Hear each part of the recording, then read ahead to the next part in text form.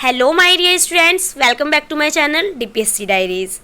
तो अभी तक हमने जितने भी टॉपिक कवर किए हैं वो डीपीएससी सिलेबस के अकॉर्डिंग वन बाय वन हम धीरे धीरे कवर करते जा रहे हैं। तो जो भी बच्चा डीपीएससी का है तो उसके लिए ये टॉपिक बहुत ही इंपॉर्टेंट है। तो चैनल को सब्सक्राइब कर लेना और वीडियो को लाइक करें, और जो भी डीपीएससी स्टूडेंट है उसको शेयर ज़रूर करें। जैसे कि अभी तक हमने अपने टॉपिक को कवर किया था, प्रीनेटल डेवलपमेंट का हमने एक टॉपिक किया था जिसमें हमने तीनों ट्राइमेस्टर के बारे में पढ़ा था। ठीक है, उसी से रिलेटेड आज हम फैक्टर्स इन्फ्लुएंसिंग प्रीनेटल डेवलपमेंट के बारे में पढ़ेंगे। ठीक है, तो आइए बिना टाइम वेस्ट किए स्टार्ट करते हैं, क्योंकि ये टॉपिक बहुत ही इम्पॉर्टेंट है। प्रेगनेंसी के टाइम पे जो बेबी के डेवलपमेंट को प्रभावित करने वाले जो फैक्टर्स होते हैं उन्हें हम समझेंगे इस वीडियो में। तो वीडियो को एंड तक ज़रूर देखना।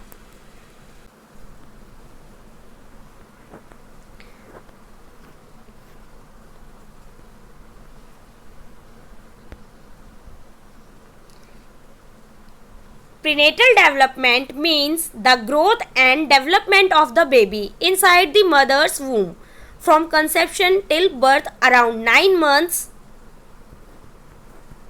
This period is very sensitive and many factors can affect the physical, mental and emotional health of the unborn child. These factors divided into two categories. ठीक है, अब इसमें क्या है कि सबसे पहले हम समझेंगे कि प्रीनेटल डेवलपमेंट क्या है। ठीक है, प्रीनेटल डेवलपमेंट का मतलब है बच्चे का जो डेवलपमेंट होता है मदर के वूम में, यानी कि कंसेप्शन पीरियड से लेके जन्म तक, ये लगभग 9 महीने का होता है। ठीक है, और बहुत संवेदनशील होता है, यानी कि सेंसिटिव होता है। अब देखते हैं कौन कौन से जो फैक्टर्स हैं बेबी के डेवलपमेंट को प्रभावित करते हैं।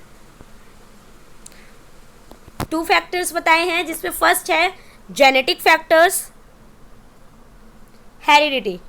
Jeans passed from parents decide the baby's physical traits, height, skin color, eye color and sometimes health conditions. Chromosomal abnormalities, mistakes in chromosomes may cause disorders like Down syndrome, Turner syndrome etc. अब genetic factors में क्या होता है कि बच्चे की ऊंचाई, रंग, आँखों का रंग और बहुत सी जो विशेषताएं होती हैं मदर और फादर की, उनके जीन से बच्चे में तय करते हैं कि होंगी। ठीक है, कभी कभी क्या होता है क्रोमोसोम में गड़बड़ी होने की वजह से क्या होता है बीमारियां हो सकती हैं, जैसे कि डाउन सिंड्रोम हो सकता है, अभी बताया मैंने आपको। इसी से बच्चे का क्या होता है sex determination, the genetic combination XX और XY decides the baby sex. इसी से क्या होता है बच्चे का जो सेक्स होता है वो भी तय किया जाता है, XX लड़की और XY लड़का। नेक्स्ट है maternal factors. Age of mother, ideal age is 20 से 35 ईयर्स तक। Too young or too late pregnancies may have complications. Health and nutrition, ठीक है, हेल्थ एंड न्यूट्रिशन क्या है, balance diet, vitamin specially folic acid and good health are important. Poor nutrition may cause low birth weight और defects. Maternal factors में क्या क्या आता है, माँ की उम्र कितनी होनी चाहिए, 20 से 35 साल के बीच। ठीक है, सबसे सुरक्षित मानी जाती है। माँ का अच्छा खाना और न्यूट्रिशन बच्चे के डेवलपमेंट के लिए बहुत ही इम्पॉर्टेंट होता है। अगर माँ को कोई भी बीमारी होती है जैसे कि डायबिटीज़, हार्ट ब्लड प्रेशर या कुछ भी ऐसी डिजीज़ हो जिससे मतलब कि बेबी पे असर पड़ सकता है।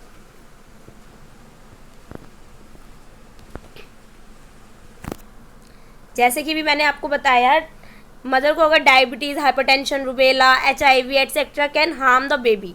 अगर ऐसी कोई भी बीमारी है तो बच्चे को हार्म कर सकती है। Emotional state and stress, high stress, anxiety or depression in the mother can affect the baby's brain and behavior.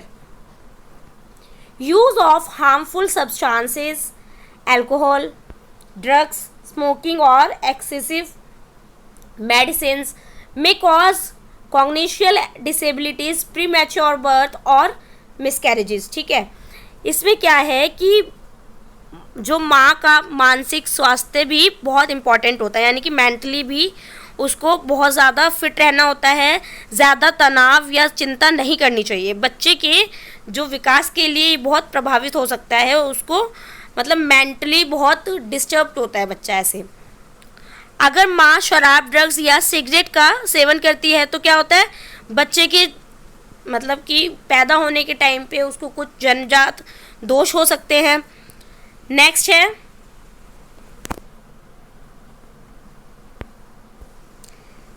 Environmental factors. अब एनवायरमेंट से क्या क्या मतलब एनवायरमेंटल फैक्टर्स कौन कौन से हैं?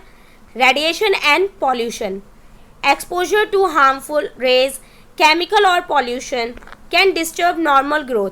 Work hazards, physically demanding work or contact with toxins in the workplace may be risky.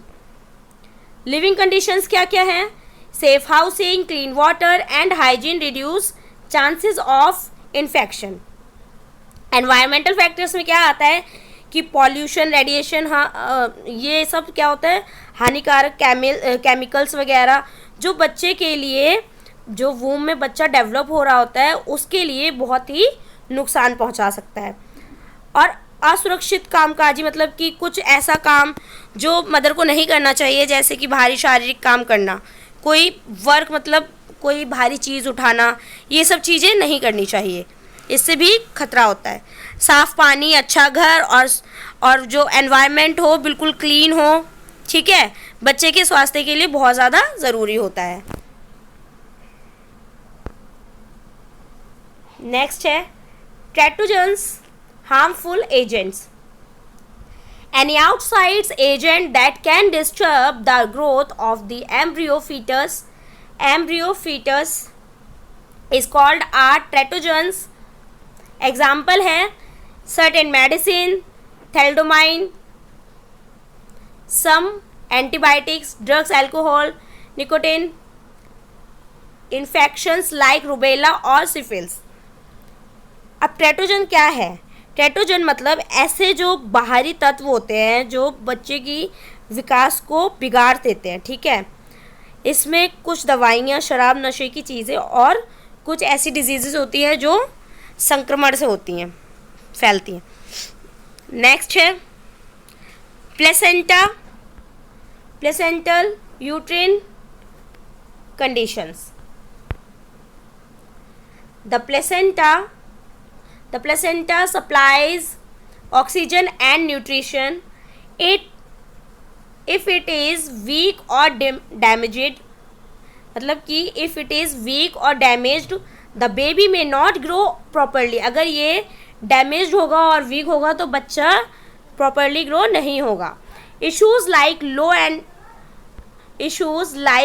low amniotic fluid or poor blood circulation in the uterus can slow down development. अभी क्या है कि placenta जो गर्भाशय की स्थिति, ठीक है, प्लेसेंटा यानी कि अपना जो माँ का वो होता है बच्चे को जोड़ने वाला माध्यम होता है. क्या? प्लेसेंटा, जो बच्चे को भोजन और ऑक्सीजन देता है. अगर प्लेसेंटा ठीक से काम नहीं करता है तो क्या होता है, ऑनियोटिक फ्लूइड कम हो जाता है तो बच्चे का डेवलपमेंट धीमा हो सकता है. कंक्लूजन क्या है? कंक्लूजन है prenatal development is influenced by a combination of genetic, maternal, environmental and medical factors. Proper nutrition, health care, emotional support and safe environment are essential for healthy development of the child before birth. अब इसमें क्या है कि जो बच्चे का development होता है अनुवांशिक यानी कि जेनेटिक्स, मैटरनल, एनवायरनमेंट और जो डॉक्टर्स के मेडिकल फैक्टर्स होते हैं उसके एनवायरनमेंट जो देता है बहुत ज़रूरी होता है, ठीक है। इसलिए इस समय में जो माँ को अच्छा पोषण मतलब जितना ही और टाइम पे मदर की क्या हो जांच होती रहे, डॉक्टर से एडवाइज्ड हो, हर दवाई डॉक्टर से पूछ के डॉक्टर के कंसल्ट से करें, तो ये बहुत ही ज़्यादा सेफ़ होता है और सेफ़ एनवायरनमेंट देना बहुत ही इम्पॉर्टेंट होता है। ये था टॉपिक, कौन सा था, जो इन्फ्लुएंस फैक्टर्स, कौन कौन से इन्फ्लुएंस करते हैं, प्रीनेटल इन्फ्लुएंसिंग फैक्टर्स कौन कौन से हैं, तो मैंने आपको अच्छे से बता दिए हैं कौन से हैं। जेनेटिक्स, एनवायरमेंटल्स और मेडिकल फैक्टर्स बहुत सारे मैंने आपको बताए, जैसे कि ये सारे ही अगर क्वेश्चन आता है एग्ज़ाम में तो आपको ऐसे ही लिखना है जिस तरीके से मैंने आपको समझाया है। पहले 1 बाय 1 एक एक करके समझाना है पॉइंट को, उसके बाद में लास्ट में आपको कंक्लूजन भी लिखना होगा। इससे आप बहुत अच्छे मार्क्स ला सकते हैं एग्ज़ाम में। क्वेश्चन को अटेम्प्ट करने का तरीका होता है, तो मैं जिस तरीके से आपको समझा रही हूँ इसी तरीके से आपको एग्ज़ाम में अपना आंसर भी देना होगा, ठीक है। जैसे आप फ्लो चार्ट बना के अपने एग्ज़ाम को और थोड़ा अच्छा दिखा सकते हैं, इससे आपके नंबर और अच्छे आएंगे, ठीक है। जितना हो सके थोड़ा क्रिएटिव रखना अपने आंसर को। अगर आपको ये वीडियो पसंद आई हो तो वीडियो को लाइक करें, शेयर करें और सब्सक्राइब करना ना भूलें। मिलते हैं नेक्स्ट क्लास में एक नेक्स्ट वीडियो के साथ में, जिसमें हमारा एक नया टॉपिक होगा। तो बहुत ही शानदार तरीके से अपनी नई क्लास में मिलते हैं। वीडियो को लाइक करें और DPSC स्टूडेंट्स को शेयर करें। धन्यवाद।